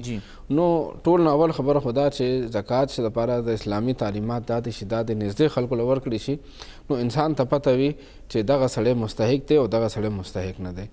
بعضې خلک زموږ په کلي معاشره کې مونږ ګورو چې زکات میاشت شروع شي نو جوماتونو کې هغې راشي هغې جوماتونو کې خلکو ته وي چې زه غریب یم مستحق یم ماله زکات راکړې خو یاد ساتئ بعضې خلکو دغه خپل ځان دپاره کسب جوړ کړي هغې دغه پیشه جوړ کړي هغې ګرځي او دغه خلکو نه زکات راټولي او چې د هغې حقیقت ته وکتلی شي بیکګراونډ ته وکتلی شي نو هغې سره ډېر زیات پیسې جمع شوي صحیح هغې ډېر مالدار وي خو بس دا د هغې طریقه وي په زموږ اډو کې مونږ ګورو بازارونو کې مونږ ګورو بعضې خلک چې د هغې دا کسب جوړ کړی سهار روزي دې دپاره چې ماښام پورې هغې صرف سوال کې هغې پیسې خلکو نه اخلي نو دغې خلکو سره پیسې ډېر زیاتې وي نو ځکه زکات اصل غرض او مقصد د معاشرې غربت ختمول دی کم سړی چې دغه کال ورسره ګرځي او هغه خلکو نه دغه پیسې راټولي هغه د پیشه او کسب جوړ کړی دی نو د هغې غرض دا نه چې زه خپل غربت ختم کړم او د په دې باندې مخکې ځان دپاره کاروبار روان کړم هغه خو ګرځي هغه خو ځان له کسب جوړ کړی که هغه ته 1 لک روپۍ هم څوک نن ورکړي هغه به سبا بیا راوځي نو د اصل غرض د زکات دا د چې نږدې کس له ورکړي شي او نږدې کس کې بیا نن زمانې په اعتبار سره نن معاشرې په اعتبار سره به زه خبره وکړم چې ډېره ښه طریقه دا ده چې یو مالداره سړی چې هغه زکات ورکوي نو هغه د لږ مختلف خلکو له ورکوي د هغې په ځای باندې یو کس له چې هغه نوجوان دی سټوډنټ دی هغه د تعلیمي خرچه هغه برداشت کړي جی هغه باندې ښه تعلیم اعلی تعلیم چې دغه نوجوان باندې وکړي نو سبا به دغه نوجوان چې هغه سکالرشپ باندې هغه د یو سړي په مرسته باندې تعلیم وکړي نو هغه به سبا زکات ورکوونکی جوړیږي صحیح که یو انسان بېروزګاره دی نو دغه زکات ورکوونکو لږ پکار دي چې ډېر کسانو باندې زکات تقسیموي هغې په ځای باندې دغه پیسې راټولي کړي یو بېروزګاره سړي ته کاروبار روان کړي چې دغه یو سړي هغه غربت ختم شي هغه یو سړی زکات اخیستونکی نه بلکې هغه کال له بیا زکات ورکوونکی جوړ شي نو معاشره کې به دغه زکات اخیستونکي افرادو تعداد کمیږي صحیح هغه اسلام چې دغه زکات او دغه نظام جوړ کړی زکات دغه نظام دغه پوره طریقه کار دغه نظام به سر ته ورسي چې معاشره نه غربت ختم شي او کال په کال خلک مالدار شي زکات ورکوونکي ډیر شي او زکات اخیستونکي کم شي نو زموږ چې کوم خلک زکات ورکوي نو هغې خپل زکات روباسي نو چاله 500 چاله 1000 لږې پیسې ورکوي په هغې باندې د هغې هغه یو ورځ 2 ورځو هغه خرچه وشي خو مستقل هغه کار په هغې باندې نه کیږي نو زکات یو نظام دی نه مستقل بنیادونو باندې هغه زکات اخیستونکي ته هغه فایده رسول پکار دی چې هغه بل کال بیا زکات اخیستونکي نه وي د هغه ضروریات او د هغې هغه حاجات هغه به پوره شي چې کال هغه بیا زکات ورکوونکي جوړ شي نو زکات چې دی هغه د فقیر دی فقیر قرآن پاک کې رب ذوالجلال فرمایي دی فقیر تعریف بیا علماو دا کړی دی چې هغه سړی چې هغې سره نصاب نه کمې پیسې وي نن سبا که 52 تولې چاندي څومره پیسې جوړیږي که هغه 65,000 جوړیږي که 60 یا 70 څومره هم جوړیږي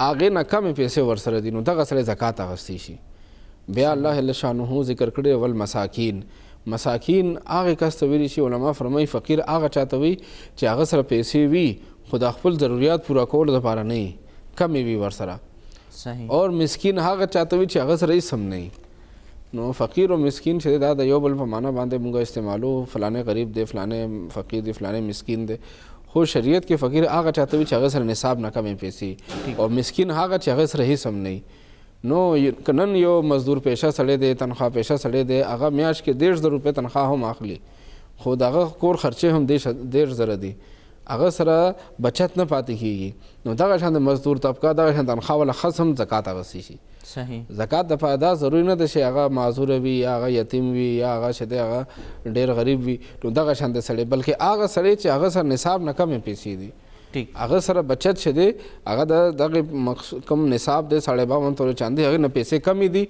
نو دغه سړی زکات اخیستی شي صحیح مفتی صاحب دا خبره اترې به جاري ساتو دا وخت سره یو کالر دی چې څوک خبرې کوي د کوم ځای نه خیال ولي خبرې کوم د لنډ بوتل نه جی څه به ویل غواړئ جی زموږ دکان دی که نه د سپیر پارټ کار دی که نه جی چې اوس بازار کې یو ځینې شی واخلي مثال په پرس په 100 روپۍ باندې او هغه کې مثال 0 روپۍ خرڅ کړي که نه چې د سپیر پارټ ریټ نه یې معلوم که نه هغې نه به څنګه زکات وباسي په اخیستونکو خرڅول دي وباسي زکات صحیح مفتی صاحب تاسو دې کوېشن باندې پوه شوئ تاسو له خپل کوېشن دوباره ووایئ لکه د زموږ دکان دی که نه د سپیر پارټ جی جی لکه د سپیر پارټ د ریټ هم معلوم نه یو شی مثال بازار کې واخلي په 100 روپۍ وخت کې پرسته مثال هغه په 0 روپۍ باندې خرڅ کړي که نه صحیح هغې نه زکات ایستل څنګه پکار دي هغه محصلونه دې وباسي او که نه چې کوم باندې خرڅ شي په هغې دې وباسي صحیح ټیک تاسو ته مفتی صاحب جواب درکوي مفتی صاحب دی وی چې اکثر دغه سپیر پارټ کاروبار کیږي د سپیر پارټ ته کاروبار کې چې کله دې سره په دکان کې څومره سودا پرته ده جی جی دی به د هغې بیل زکات ورکوي او چې کومې پیسې دوی یو قیمت باندې واخیستلو هغې خرڅ کړل ګټه ورته کومه راغله د هغې ګټې ما وختي هم دې خبرې وضاحت وکړو چې دغې ګټې به بیا که چېرې کاله پورې دې سره جمع پاتې شوې جی نو هغې ګټې به دې بیا د دکان دغې سازو سامان سره یو ځای کړي بیا به د هغې بیل قیمت ورکوي صحیح که یو کس سره په دکان کې 3 لک روپو سازو سامان پروت دی نو دې به 3 لاکو د دکان دغه سودا زکات ورکوي او چې کومې پیسې د هغه سودا په 3 لاکو هغه په 6 لاکو باندې خرڅ کړه 3 لاکو هغه سودا په 8 لاکو باندې خرڅ کړه، لکه قیمت کې چې کوم فرق یادي نو هغې د وجې نه کومه ګټه راله هغه ګټې کې به دوی تنخواه به هم ورکوي، د دکان کرایه به هم ورکوي، بل به هم ورکوي، د کور خرچې به هم وباسي. نو هغه ګټه چې کوم خرچ شوه هغه لاړه هغه ختمه شوه. صحیح. او چې هغه ګټه چې کوم دوی په سوایي قیمت باندې خرڅ کړی دی او دې ته کومه ګټه راغلې ده هغې ګټې که چېرې کال تیر شو نو هغه ګټه او د دکان کې کوم دوی په کوم سودا ایښې ده د هغې پیسې به یو ځای کړي او بیا به د هغې زکات دی ورکړي. صحیح. مطلب که دغه د ګټې پیسې دي ځان سره ایښي دي سنبالي کړي دي هغه دي بچت دی او کال پې تېر شو بیا به د هغې نه پس دي زکات ورکړي. صحیح. دا هم سره یو بل کار هم دی چې څوک خبرې کوي د کوم ځای نه؟ پرویز حیات آباد. جی څه به ویل غواړئ؟ ما مفتي صاحب نه تپوس کوم د دې موضوع نه بله موضوع ده. جی جی. مختلف مسلکونو والا چې کوم دي هغې مونځ طریقه مختلف ده. جی جی. څوک لاس یو ځای تړي، څوک بل ځای تړي، څوک ښکته تړي. او بل لا دی چې یو مسلک دی هغه وایي چې که تاسو مونځ امام پسې هم کوئ نو که تاسو الحمدلله ونه ویله نو ستاسو مونځ نه کېږي. صحیح. دې لږ وضاحت وکړئ چې دا ځکه چې خلک دا وایي چې رسول صلی الله علیه وسلم چې کوم دی هغې مختلف طریقو باندې مونځ کړی او دا ټول جایز دي. او یو مسلک دی هغې وایي چې نه دا صرف یو طریقه ده هغې رسول صلی الله علیه وسلم یو طریقه باندې مونځ کړی او هغه طریقه بس پکار ده، نورې چې کوم دي دا غلطې دي. صحیح. تاسو ته مفتي صاحب جواب درکوي. حاجي مهرباني. جی مفتی. جی د ورور چې کوم تپوسو کو مختلف مسالک دي اور مختلف د مسلمانانو په قرآن حدیث باندې عمل کولو طریقې دي. یاد ساتئ هر یو انسان چې دی هغه به طور مسلمان هغې چرې هم دا نیت نه وي چې زه د نبي علیه صلات وسلام با طریقې مخالفت وکړم، جی زه د دین مخالفت وکړم. هر انسان نیت او غرض دا وي چې زه نبي علیه صلات وسلام با طریقې باندې عمل وکړم، رب ذوالجلال راضي کړم. جی. نو بیا چې کله مونږ قرآن او حدیث ته ګورو چې کوم علما د نبي علیه صلات وسلام په زمانې سره نږدې تیر شوي دي هغې کې ټول نه اول علما صحابه کرام دي. جی. صحابه کرامو هم د نبی علیه صلات وسلام باره چې کوم احکامات وو نو هغې په خپل منځ کې په هغې احکاماتو باندې پوهه کې اختلاف راغلی دی. صحیح. دا اختلاف دا د دین کې بده خبره نه ده، مضموم نه دی، بده خبره نه ده. صحیح. لکه یو حدیث پاک کې راځي نبی علیه صلات وسلام مبارک صحابه کرام ته حکم وکړو چې بنو قریظه یو قبیله وه یهودو دوی مبارک حکم وکړو چې تاسو روان شئ مازدیګر مونځ هلته ورسوئ. جی. نو صحابه کرام چې کله روان شو نو بعد صحابه کرامو دا ووی چې نبی صلی الله علیه وسلم مبارک د خبرې نه غرض دا و چې هلته ځان ورسوئ زر او مونځ به هلته وکړئ. صحیح. او بعض صحابه کرام وفرمایل چې نه نبی صلی الله علیه وسلم مبارک غرض دا و چې دلته کې مازدیګر مونځ مه کوئ بلکې روان شئ زر ځان هلته ورسوئ. که لاره کې مونځ کوئ نو هغه څه بده خبره نه ده. نو بعض صحابه کرامو لاره کې مونځ وکړو، بعض صحابه کرام هلته ورسېدو بنو قریظه کې هلته کې مونځ وکړو. ٹھیک. نبی علیه الصلوۃ والسلام بعد ته خبر لاړو چې قربان بعض صحابه کرام لاره کې مونځ وکړو، بعض بنو قریظه ته ورسولو. نو دوی مبارک یو ډلې ته هم دا ونه فرمایل چې تاسو زما د حکم خلاف ورزي وکړله. صحیح. نو مقصد دا چې نبی علیه الصلوۃ والسلام مبارک په احادیثو باندې پوهه کې هم صحابه کرام مبارکان چې اولنی علما دي هغې کې هم اختلاف راغلی دی. نو بیا وروستني علما چې کوم تابعین دي تبع تابعین دي نو دغه علماو په منځ کې هم د حدیثو باندې پوهه کې دغه اختلافات راغلي دي، چا یو حدیث اغسته چا بل حدیث اغسته دي. خو یاد ساتئ د احادیثو د قرآن حدیث نه خلاف نه دي. صحیح. ٹھیک. څومره فقه دي څومره مذاهب دي دا د قرآن حدیث نه خلاف نه دي. صحیح. هر چا خپل پوهې مطابق قرآن حدیث ته کتلي دي هغې بیا مسایل روباسلي دي. نو په هره طریقه باندې څوک عمل کوي چې د یو امام هغې په طریقه باندې روان دی نو یاد ساتئ هغه غلط نه دی. صحیح. یو جید عالم هم هغې ته ناجایز نه وي. صحیح. ټیک. دا هم سره یو بل کالر هم دی چې څوک خبرې کوي د کوم ځای نه؟ فوجي خبرې کوم اسلام آباد ته. جی څه به ویل غواړئ؟ مفتي صاحب نه زما سوال دا دی چې بیسیکلی دو سوال دي. یو سوال دا دی چې دا بینک کې چې کوم پیسې پرتې وي په پروفٹ اینڈ لاس اکاؤنٹ کې په هغې چې کوم انټرسټ راځي جی جی نو زما په خیال خو ما یو 2-3 ځایونو کې دا ویلي دي چې دا پیسې جایز نه دي. صحیح. نو دا بیا چاته ورکول پکار دي یا خپله یوز کولی شي. دویم دا چې ما سره یو پلاټ دی هغې باندې تقریبا یو کال شو ما په کمرشل پرپس خیال باندې اخیستې دی خو لا ما خرڅولو ته خیال نشته نو د هغې زه به زکات ورکوم که نه؟ صحیح. تھینک یو. تاسو ته مفتي صاحب جواب درکړي. مفتی صاحب د دې چې دغه کم سوالونه دي په دې به جواب تفصیلي ورکو، خو اوس چې کوم دی زوی وړې شان دمې طرف ته نو چې بیا راشو په دې خبرې اترې کوو. ګرانو کتونکو ستاسو دغه سوالونو جوابونو دا سلسله به جاري وي، خو زوی وړې شان دمې طرف ته بیا راځو په دې باندې خبرې اترې کوو.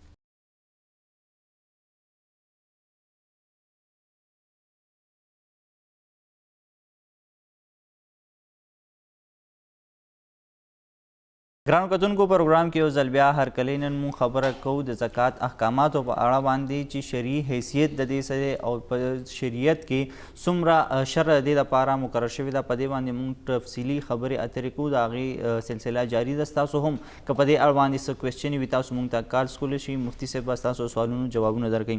مفتي صاحب بریک نه وړاندې یو ورور ټلیفون کړو، د مختلف مسلکونو په اړه هم خبره کوله او هغوی د مونځ په اړه خبره کوله چې آیا مونږ چې کوم دی نو امام پسې دغه سورې فاتحه ویل پکار دي که نه دي ویل پکار؟ جی ټول ناول خو دا خبره چې موږ له بطور مسلمان خپل معاشره کې اوسېدونکي نور مسالکو سره په زړه کې بغض یا کینه یا نفرت هغه نه ساتل پکار. مونږ بطور مسلمان به بل انسان سره مینه محبت کو که هغه زموږ د سوچ و فکر نظریې سره برابر وي او که هغې نه مخالف وي. صحیح. نو علمي اختلاف مونږ کولی شو، مونږ خپله خبره دلایل سره کولی شو، خو دا به نه وایو چې دا نعوذ بالله جهنمي، دا ګمراهه او مونږ په هدایت باندې دا خبرې چې دی د دې اسلام موږ له اجازت نه راکوي. د هغه علمي نظریې هغه اختلاف او چې خپل دلایلو سره د خپل خبرې هغه ذکر کول دا د صحابه کرام د دور نه را روان دی او هر زمانه کې علما کرامو د یو بل سره اختلاف کړی دی، خو هغه اختلاف چې دی هغه دې حد ته نه دی رسېدلی چې هغې کې انسان یو بل قتل قتال او یو بل مخالفت او یو بل ته نقصان رسول او هغه خبره دومره حده پورې نه بوتلل پکار. دا صرف علمي اختلافات علمي کسانو ته علماو ته هغه پکار دی، ښکته خلکو ته صرف چې کوم علما مسله بیان کړي په هغې باندې عمل کول پکار دی.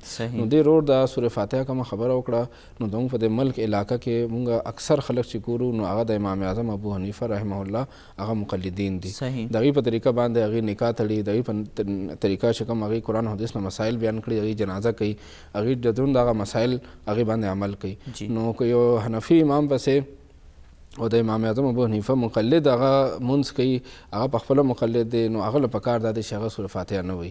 صحیح. او که چېرې هغه د بل مسلک سره تعلق لرونکی دی هغه امام پسې سورة فاتحه وایي نو نور خلکو ته هغه ته بد نه ویل پکاره. صحیح. ځکه چې هغې هر یو انسان دا غرض دی چې په دین باندې عمل وکړم. ټیک.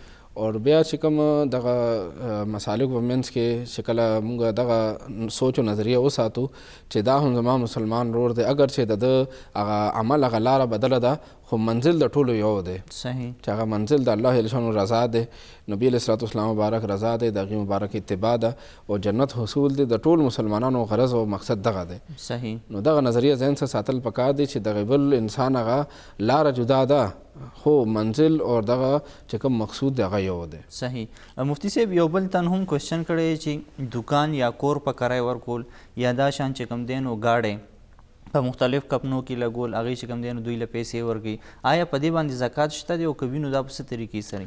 جی کوم انسان چې کور په کرایه باندې ورکړی وي، گاډی چاله په ټیکسۍ دپاره هغې پیسې ګټلو دپاره ورکړي وي، یا ټرک اخیستی دی، ټرک د لاکونو روپو کېږي، په هغې باندې هغه پیسې ګټي، نو یاد ساتئ په دغه کور او دغه دکان په کرایه باندې ورکړی، کور په کرایه ورکړی، گاډی په کرایه باندې ورکړی دی، د دې په اصل مالیت باندې زکات نشته. د کور چې خپل کوم اصل هغه اصل چې کوم مالیت دی په دې باندې نشته دی. زکات چې راځي د دغې چې کومې پیسې دي هغه پیسې جمع شوې او هغې باندې کال تیر شو، په هغې باندې به زکات وي.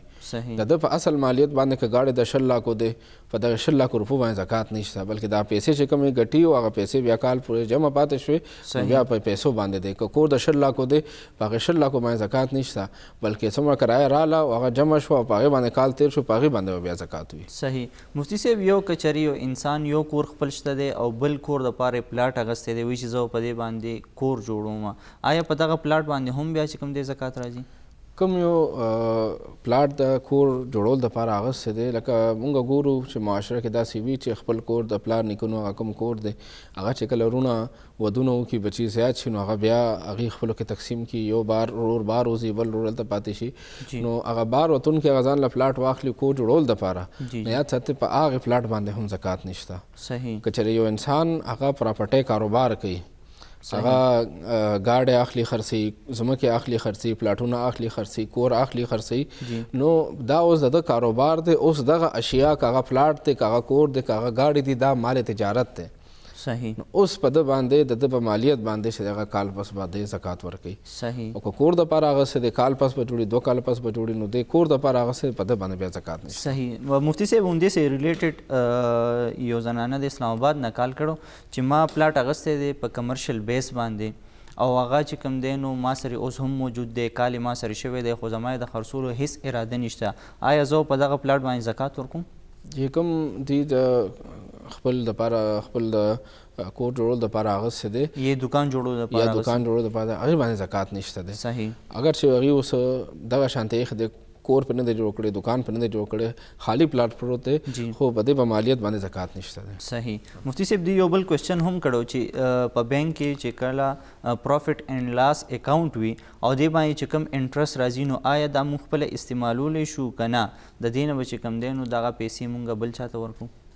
دغه انټرست په دې باندې راځي؟ زموږ په چې کوم وطن کې کوم بینکونه دي نو په دې کې تقریبا هر یو بینک چې دغه اسلامیک بینکینګ سٹارټ کړی دی. جی. نو که چېرې د دې په هر یو بینک کې اکاونټ وي نو دوی خپل هغه اکاونټ چې دغه اسلامیک بینکینګ ته کنورټ کړي. نو هلته کې چې بیا کوم پروفټ اینډ لاس هغه اکاونټ وي هغې کې چې بیا کومې پیسې راځي نو هغې په باره کې مفتیانو دا فتوا ده چې د هغې هغه طریقه کار سود نه پاک دی. نو هغې کې کوم پروفټ راځي نو هغه دوی په خپله هم استعمالولی شي او هغه دوی بل چا له هم ورکولی شي. خو چې کوم نور کمرشل بینکونه دي چې د هغې هغه طریقه کار چې د هغه طریقه کار سودي ده، سودي طریقه کار مطابق کوي، نو هغه پیسې بیا چې کوم دی راځي نو هغه پیسې دوی په خپله نشي استعمالولی. هغه سود هغه پیسې خپلې پیسې چې کوم اصل رقم دی هغه د دې خپلې پیسې دی هغه دوی استعمالولی شي، خو چې هغې باندې کوم اضافه راځي هغه اضافه به بغیر د ثواب د نیت نه یو غریب له، یو مستحق له، یو حاجتمند له به ورکړي. صحیح. خو ثواب د نیت به ځکه نه کوي چې دا هغه سود پیسې دي، دا حرام پیسې دي، حرام او سود او ناجایز پیسو باندې به ثواب نیت نه کوي. نو هسې د یو چاته ورکړي چې هغه مستحق وي، هغه غریب وي، نو بغیر د ثواب نیت نه به هغه له ورکړي. صحیح. مفتی صاحب اکثر د بینکینګ کې دغه سیستم وي چې کله پیسې پکې پرتې وي نو چې کال پې تیر شي د هغې نه اټومیټیکلی هغې زکات کټ کوي. آیا دغه زکات چې کټ شي نو بیا په دې پیسو باندې نور زکات خو ادا کول نه دي که نه دغه د زکات ادا کولو حق چې کوم دی پوره شو؟ جی چې کله چا سره پیسې وي او هغه بینک کې هغه کېدي نو ښه طریقه دا ده چې دوی کوشش وکړي چې دوی بینک ته دغه خبر وکړي چې ستاسو به زما زکات نه کټ کوئ، هغې دپاره طریقه کار د سټامپ لیکلي او بیا جمع کولي نو بیا بینک ته هغې یا بینک ته هغې اکاونټ نه زکات نه کټ کوي. صحیح. دغې طریقې باندې چې کله دوی نه زکات کټ نه شي نو دوی به پخپله چې کله کال پوره شي، ځکه بینک چې دی که میاشت هم شوي، 2 میاشتې شوي، هغه چې کله رمضان میاشت راشي اول رمضان باندې بینک چې دی هغه زکات کټ کوي. نو مونږ بعض اوقات میډیا کې دا خبرې اورو چې زکات فنډ کې خورد برود وشو، په هغې کې چې د هغه غلط استعمال وشو، هغه ذاتي استعمال کې رالو، نو دې وجې نه دغه خطره مونږ په معاشره کې شته چې هغه زکات فنډ هغه خلک چې دی غلط استعمال کوي. نو ښه طریقه دا ده چې چا د خدای مال ورکړی دی هغې خپل زکات صحیح طریقې سره ادا کولو دپاره دوی دلته کې سټیټمنټ ورکړي چې زما زکات به نه کټ کوئ، په خپل لاس باندې هغه خپل چې کوم نږدې خپلوان دي هغې له لاس باندې ورکړي چې دغه زکات مستحق ته ورسي. او که تیر کال هغه کم زکات ګورنمنټ کټ کړی دی، بینک کټ کړی دی، هغې کې بیا د هغه زکات ادا شوی دی، ده ته بیا هغه زکات ادا کولو ضرورت نشته دی. صحیح. مفتی صاحب که تاسو سره څه کوېسچنز راغلي اکثر چې کوم دی نو موږ ته واټساپ په ذریعه باندې هم سوالونه راځي، تیر پروګرام کې هم چې کوم کوېسچن پاتې موږ کوشش کوو چې د هغې جوابونه ورکړو. که تاسو سره څه کوېسچنز وي او د هغې جوابونه جی کوېسچن موږ ته راغلي ټول نه اول کوېسچن نن فیډبیک باندې موږ ته دا راغلی دی چې مفتی صاحب زما سوال دا دی چې د فرانس آقای کریم علیه الصلاة والسلام مبارک په شان کې ګستاخي وکړه، کارټون جوړ کړو، په حیثیت اسلامی ملک زموږ وزیر اعظم صاحب له فرانس سره څه کول پکار دي او وفاقي وزیر برای مذهبي امور څه ذمهواري ده؟ یاد ساتئ چې دغه فرانس دغه ګستاخي چې ده سرکاري طور باندې کړې ده، نو دا یو ډېر لوی جرم دی. انفرادي طور باندې هغه بیل هغه دارالحرب کې انفرادي طور باندې څوک کار کېږي نو د هغې بیل حیثیت وي، چې سرکاري طور باندې کېږي هغه بیل حیثیت دی. نو دلته کې زموږ حکومت له پکار دی که چېرې فرانس ته زورونه ورکول دپاره او آینده دپاره دغې عمل نه نور کفار منع کول دپاره که چېرې هغه وفاقي سطح باندې، سرکاري سطح باندې، حکومتي سطح باندې که هغې سره تعلقات ختمول وي یا سفیر واپس کول، څه طریقه کار هغه دغې مخنیوي دپاره لپاره پکار دی هغه کول پکار دی دا د هغې ذمهواري ده. او دویم سوال دا شوی دی چې ماشوم د 6 میاشتو نه مسلسل بیمار دی، جټکې بیماري ده، ډېر علاج وشو فرق نه راځي، نو د هغې دپاره وظیفه غوښتې ده. اکرام الله خان ایډوکیټ سوات نه دا سوال کړی دی. نو دغې ورور ته خواست دی چې الله جل شانه سوره فاتحه قرآن پاک کې نازل کړی دی. دا یو نامه چې ده سورت شفا ده. صحیح. داسې بیماران چې هغه په ډاکټري علاج باندې نه ښه کېږي نو 41 پرې سورة فاتحه ووایي، 41 ورځې دا وظیفه مسلسل وکړي او ماشوم ته دم کړي او اوبه دم کړي، هغه ورکړي انشاءالله الله کریم به شفا ورکړي. صحیح. مفتی صاحب نور کوېسچنز به هم راغلي وي خو د پروګرام وخت چې کم دی کوشش به کوو چې را روان پروګرام کې دي دغه سوالونو جوابونه چې کم دی ورکړو. ډېره زیاته مننه ستاسو زموږ ته پروګرام کې شرکت کولو. یاسر سعید صاحب ستاسو هم ډېره زیاته مننه، موږ ته ښکلي نعتونه وړاندې کړه. ګرانو کتونکو دا و د نن ورځې پروګرام کوم کې چې موږ د زکات په اړه باندې خبرې وکړي. د زکات چې دغه کم ټاپک دی دا ډېر زیات وسیع دی، په دې باندې مونږه مکمل هغه ټول اینګلز چې کوم دی هغه کور نه کړه په کوم کې چې دغه کور کول پکارو. خو چې په کومو موضوعاتو باندې زموږ نن خبرې وشوې نو دا کوشش به کوو چې دې نه کم موضوعات مونږ سره پاتې، کم اینګلز مونږ سره دغه ټاپک پاتې، کوشش به کوو چې را روان پروګرام کې په دې باندې خپلې خبرې اترې جاري وساتو. تاسو هم که د را روان پروګرام دپاره څه پوښتنې وي نو تاسو مونږ ته د SMS په ذریعه باندې راکولی شئ، تاسو مونږ ته راستلی شئ. مفتی صاحب به تاسو په راتلونکي پروګرام کې د دغه سوالونو جوابونه درکوي. اوس اجازت غواړو، د الله په امان.